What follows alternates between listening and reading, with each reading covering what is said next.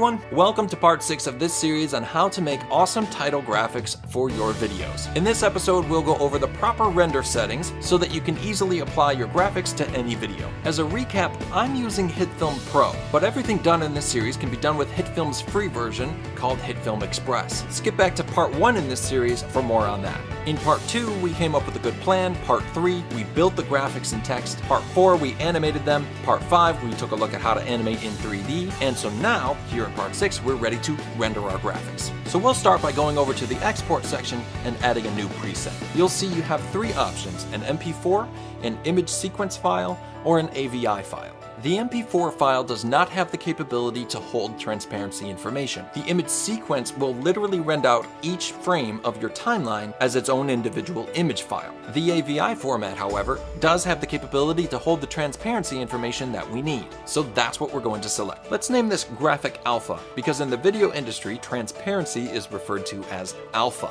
I'm going to uncheck the audio for this preset, but if you wanted to include sound effects on your graphics, you can, and you would leave this checked. But for our purposes here, it's not necessary. Now, under the video settings, we do have to make one very important change. Everything else will stay the same, but if you do not make this one change, your render will not include the alpha information you need. Right now, our channels only have red, green, blue, RGB, and we need red, green, blue, and the additional alpha channel. So we need to switch this to RGBA, and now we'll hit OK. So now that we have our render preset created, we can add our graphics to the render queue. We have 2 ways to pop our timeline into the render queue. First is the option to click this Export Contents, which will add the content on your timeline. Or we can set our in-out areas and click this Export In-Out option. As you can see here, both methods applied our graphics, but since we don't need this extra time at the end, we'll remove that one.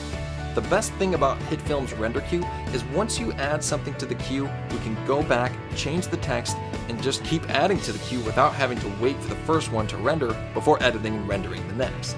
As you can see here, this one will name lower third name 1, and the next one lower third name 2. Now we just need to make sure our newly created preset is applied by selecting it here, and once we click Start Exporting, it will render out everything in the render queue all at the same time. And I don't know about you, but I love time savers. Alright, we're almost done here, but I do have one last part for you about how to properly apply your newly rendered awesome title graphics to any video. It can be tricky, you don't want to miss it. Thanks for watching. Don't forget to subscribe, like, and share.